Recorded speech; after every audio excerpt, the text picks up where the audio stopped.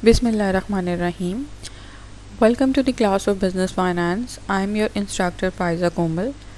Today is the first lecture of Business Finance in which we are gonna have a course overview and roadmap to the semester.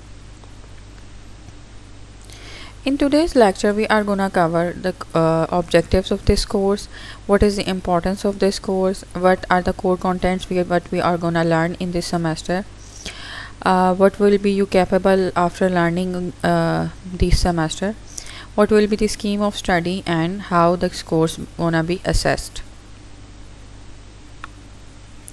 Business finance is a very basic course of finance which is offered to the students who do not have any prior knowledge of business finance. This course will help you to understand the basic knowledge of finance, about the principles of finance, about the basic concepts of the finance, its terminologies, with theories which are applicable in the businesses. Now come to the point. Now come to the word business finance. Business finance is actually revolves around the money, how the funds gonna be raised and how they are gonna be managed to manage the business activities. What are the business activities? Business activities includes the borrowing of the funds, investing of those funds, how the funds gonna be lended, how they are need to be budgeted, how they are forecasted कि in future में जो है अगर आप कहीं पे कोई पैसा जो है वो आप एक बिज़नेस में लगा रहे हैं तो फ्यूचर में आपको उससे क्या रिटर्न आएगा. बिज़नेस फाइनेंस जो है वो एक बड़ा इम्पॉर्टेंट कोर्स है. वो किस लिए इम्पॉर्टेंट है? इसलिए इम्पॉर्टेंट है क्योंकि किसी भी ऑर्गेनाइजेशन की रनिंग के लिए उसका जो मेन चीज़ है वो क्या है? फाइनेंस. यानी कि पैसे के बगैर आप कोई भी बिज़नेस रन नहीं कर सकते. अब वो पैसा आपने कैसे जनरेट करना है? आपने जनरेट कर लिया तो उसको आपने इन्वेस्ट कैसे करना है कि आप उस पैसे से आपको प्रॉफिट आए, यानी कि आप उसकी वैल्यू को जो है वो मैक्सिमाइज़ कर सकें.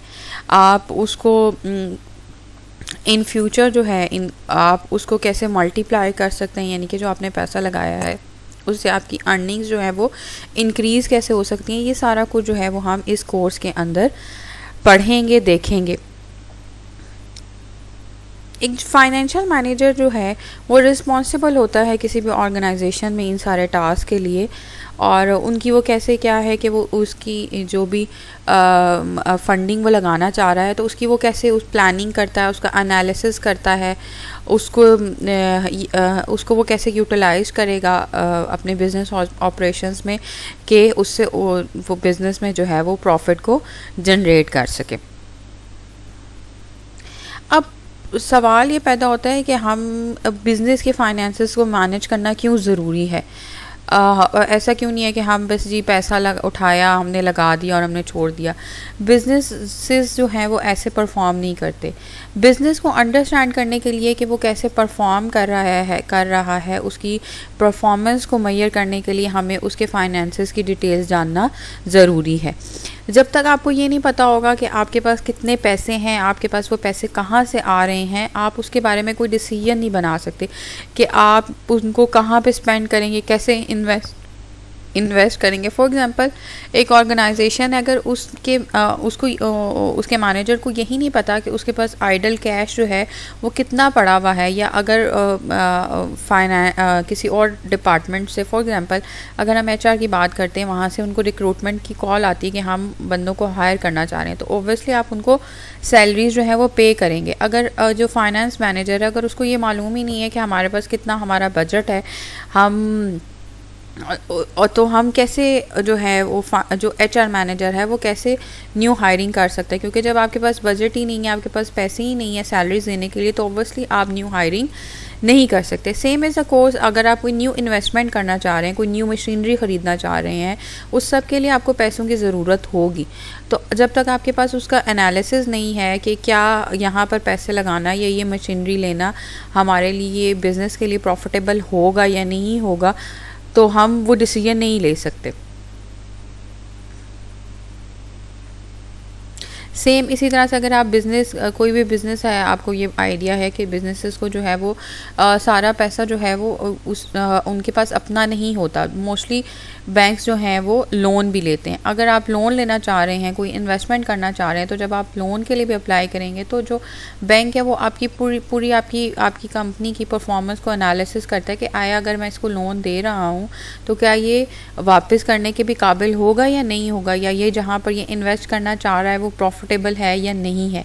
इसी तरह से अगर आप अपने बिज़नेस को एक्सपेंड करना चाह रहे हैं, किसी न्यू एरिया में कोई न्यू फैक्ट्री लगाना चाह रहे हैं या लोगों को हायर करना चाह रहे हैं, तो इस सब के लिए आपको फाइनेंस की ज़रूरत पड़ेगी। और इसको आप किस तरह से एनालिसिस करेंगे, इसका कैसे उसको मैनेज करेंगे, उसकी फोरकास्टिंग आप कैसे करेंगे, बजटिंग आपने कैसे करनी है, ये सारा कुछ जो है वो हम आज के कोर्स के अंदर स्टडी करेंगे। अब सवाल ये पैदा हो जाता है कि बिज़नेस फाइनेंस है तो इसको इस लेवल के ऊपर जो है वो पढ़ाना क्यों ज़रूरी है, जबकि आप लोगों ने, आप में से बहुत सारे लोग हैं कुछ जो है वो फाइनेंस को एज अ स्पेशलाइजेशन चूज़ करेंगे, कुछ एचआर की फील्ड में जाना चाहेंगे, कुछ एंटरप्रेन्योर बनना चाहेंगे, कुछ जो है मार्केटिंग की फील्ड में जाना चाहेंगे। तो सवाल ये उठता है कि फाइनेंस की फील्ड में जिसने जाना है उसके लिए तो ये बहुत ज़रूरी है, लेकिन वो लोग जो कि एचआर में या मार्केटिंग में जाना चाहते हैं, अपना करियर उस फील्ड में बनाना चाहते हैं, उनके लिए ये इस लेवल के ऊपर बिज़नेस फाइनेंस का कोर्स पढ़ना क्यों ज़रूरी है।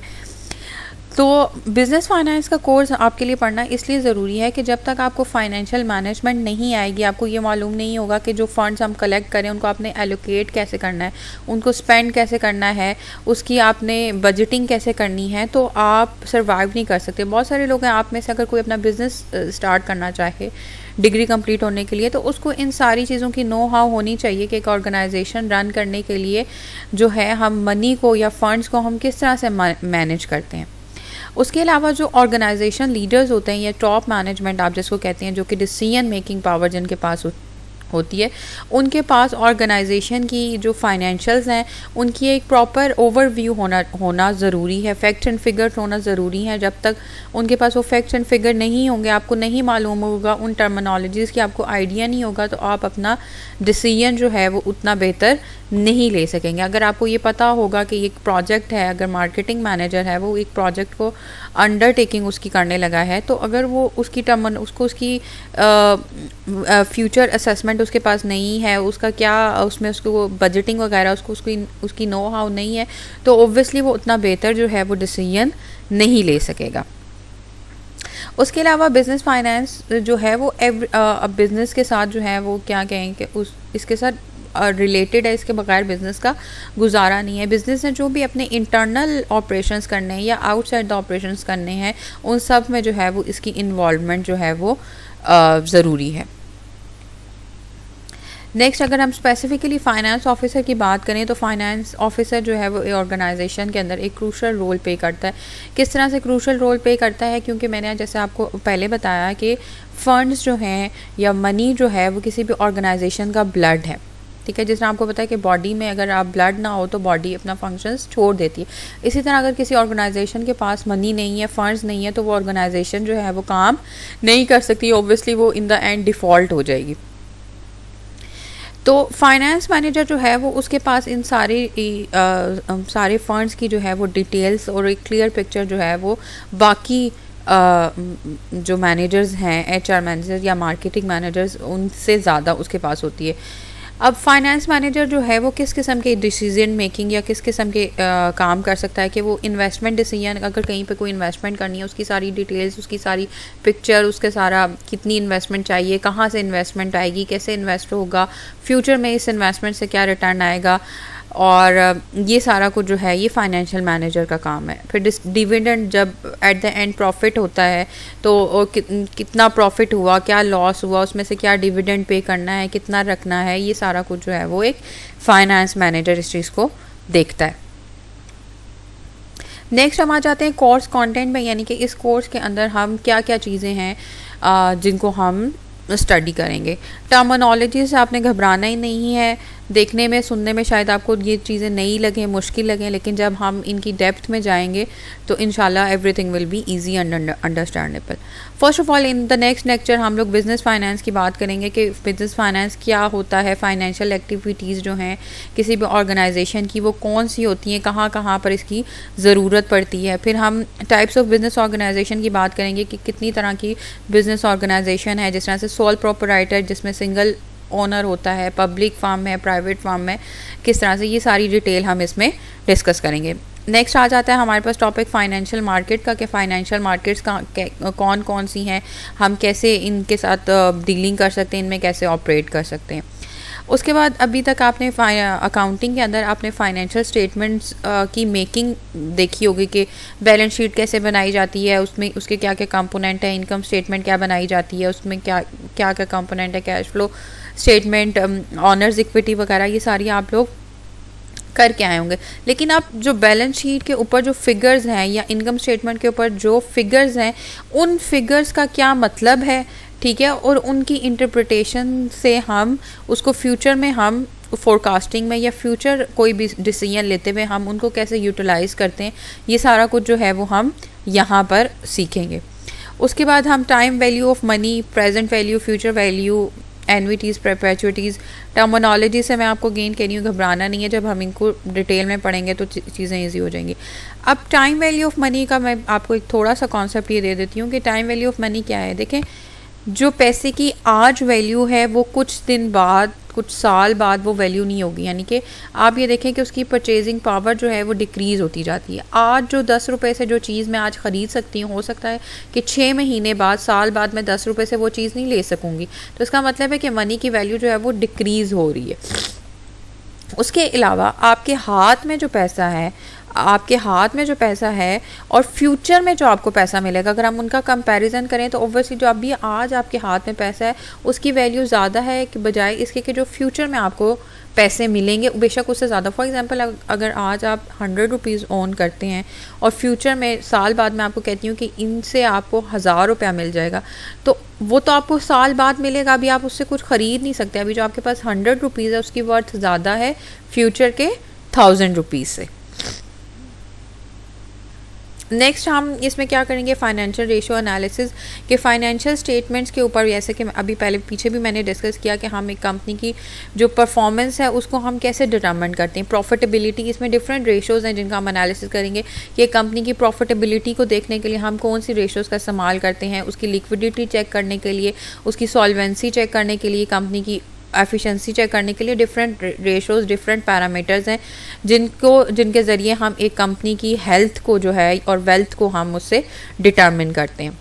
उसके बाद आ जाता है हमारे पास valuation of long term securities, यानी कि जो आप इसके अंदर दो तरह की आ जाएंगी, debt security valuation and equity security valuation, यानी कि जो आपने डेट लिया था उसकी क्या वैल्यूएशन है, उसकी हम स्टडी कैसे करेंगे, जो इक्विटी है उसको हम किस तरह से वैल्यू करते हैं, ये सारी हम यहाँ पर डिटर्मिन करेंगे। देन आ जाता है हमारे पास टॉपिक रिस्क एंड रिटर्न का, यानी कि अगर आप किसी प्रोजेक्ट की जब हम एनालिसिस करते हैं कि फॉर एग्जाम्पल हमारे पास प्रोजेक्ट ए है और प्रोजेक्ट बी है, हमें किस में इन्वेस्ट करना चाहिए, उसकी जो एनालिसिस है वो हम यहाँ से करते हैं रिस्क एंड रिटर्न से, कि इस प्रोजेक्ट का क्या कितना रिस्क है वर्सेस इसका कितना रिटर्न है। ऑब्वियसली हम उस की तरफ जाएंगे जिसमें रिस्क मिनिमम और रिटर्न मैक्सिमम हो जाए। उसके अलावा कैश बजटिंग, हम जो फ्यूचर की, आपने देखा होगा कि हर साल आप सुनते होंगे कि जून जुलाई में गवर्नमेंट जो है वो अपना बजट अनाउंस करती है, इसी तरह से हर ऑर्गेनाइजेशन अपना बजट अनाउंस करती है। उसके लिए आपको नेक्स्ट ईयर की बजटिंग करनी है। पिछला जो प्रीवियस आपके पास डाटा है, फाइनेंशियल स्टेटमेंट्स है, उनकी मदद से हम फ्यूचर फोरकास्ट करते हैं कि हमें कहाँ पर कैसे कितना पैसा चाहिए होगा, हम वो पैसा कहाँ से जनरेट करेंगे और उसकी हमें क्या आउटकम मिलेगा। सेम हमारे पास जो वर्किंग कैपिटल है उसको हम किस तरह से एनालाइज करेंगे। वर्किंग कैपिटल मैनेजमेंट में क्या है कि देखें, हमने अपनी ऑर्गेनाइजेशन के जो भी काम है उसको रन करने के लिए हमें पैसा चाहिए। अब वो पैसा जो है, कैपिटल जो है, वो कहाँ से हम जनरेट करेंगे। आइदर या तो है कि हम डेट लेंगे या फिर हम उसको इक्विटी में से लेंगे। अगर हम डेट लेते हैं तो भी अगर हम किसी से बोरो कर रहे हैं, बैंक से बोरो कर रहे हैं, किसी और ऑर्गेनाइजेशन से हम बोरो कर रहे हैं, तो ऑब्वियसली हमें उसकी कोई कॉस्ट होगी जो हमें पे करनी पड़ेगी। तो हमें अपने सारे भी जो सोर्सेज ऑफ फंडिंग है उसको वे करने के लिए कि कौन सा हमारे लिए बेनिफिट है, किस में हमें कॉस्ट कम पड़ रही है। अगर हम ये देखें कि अगर हम किसी से बोरो करें तो ऑब्वियसली वो अगर हमें बोरो करे तो वो उसके ऊपर कोई ना कुछ अर्न करना चाहेगा। जो जिसे हम बोरो कर रहे हैं, फॉर एग्जांपल बैंक है, तो बैंक की ये इन्वेस्टमेंट है कि वो हमें मनी दे रहा है, तो वो ऑब्वियसली उसके ऊपर कोई ना कोई इंटरेस्ट चार्ज करेगा। जो इंटरेस्ट अमाउंट है वो हमारे लिए क्या है, हमारे लिए वो कॉस्ट है। तो उसको हमने मेजर करना पड़ेगा कि अगर हम एक फॉर एग्जांपल बैंक ए से अगर हम डेट बोरो करते हैं तो उसकी हमें क्या कॉस्ट आएगी, अगर बैंक बी से हम बोरो करते हैं तो उसकी क्या कॉस्ट आएगी, या सी हम इक्विटी इशू करते हैं तो उसकी हमें क्या कॉस्ट बेयर करनी पड़ेगी। इन सारी चीज़ों का जो एनालिसिस है वो हम यहाँ पर वर्किंग कैपिटल मैनेजमेंट में देखेंगे।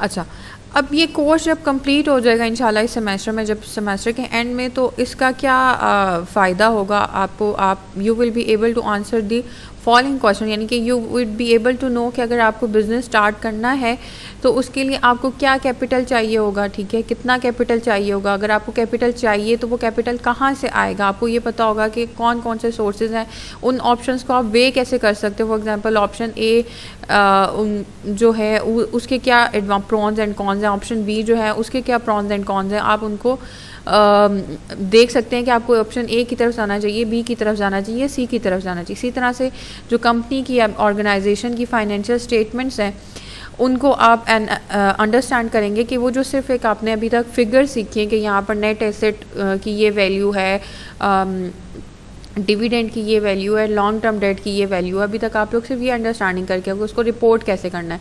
लेकिन इस कोर्स के बाद आप उन फिगर्स की मदद से डिसीजन मेकिंग कैसे करनी है कि वो जो एक फ़िगर है वो आपको क्या बता रही है, आप इस कोर्स के बाद इस सारी चीज़ों को करने के काबिल होंगे। उसके अलावा इन्वेस्टमेंट की, जैसे भी हमने बात की कि इन्वेस्टमेंट की ऑप्शंस वगैरह के बारे में आपको पता होगा, आप डिफरेंट उनको ऑप्शंस को कर सकते हैं। उसके बाद ये एक और मेन बड़ा इम्पॉर्टेंट पार्ट इस कोर्स का ये है कि जो आप इनफ्लोज लेकर आ रहे हैं, यानी कि जो आप इन्वेस्टमेंट कहीं से लेकर आ रहे हैं, बोरो कर रहे हैं, इक्विटी से लेकर आ रहे हैं, आपकी अपने पास पर्सनल आपकी इन्वेस्टमेंट थी, जब आप उसको कहीं पर इन्वेस्ट कर रहे हैं किसी प्रोजेक्ट में, ठीक है, तो उसका आपको फ्यूचर में आप उसको पहले से वे करेंगे कि इसकी फ्यूचर में आपको इसके रिटर्न्स क्या होंगे। ओब्वियसली अगर आप ये देखते हैं सिर्फ ख़याली पलाव से तो नहीं होगा कि मैं फ़लानी जगह पे, फॉर एग्जांपल अगर मैं अपनी बात करूँगा, मैं ये कहूँ कि मेरे पास कुछ पैसे पड़े हुए हैं और मैं उसको स्टॉक्स में लगाना चाहती हूँ, तो मैं रैंडमली तो नहीं लगा लूँगी कि मैं चलें जी करशी का स्टॉक ख़रीद लेते हैं, अल्फला का स्टॉक शेयर्स ख़रीद लेते हैं। पहले उसके पीछे प्रॉपर वर्किंग करनी पड़ेगी कि अगर मैं ये ख़रीदती हूँ आज इतने का ख़रीदती हूँ, तो कल को मुझे फॉर एग्ज़ाम्पल 6 मंथ बाद या 1 ईयर बाद या 2 ईयर बाद मुझे इससे क्या रिटर्न मिलेगा। ऑब्वियसली हम उसी की तरफ जाएंगे जहाँ पर हमें रिस्क कम होगा और रिटर्न ज़्यादा होगा। यहाँ तक तो होगी कोर्स की बात।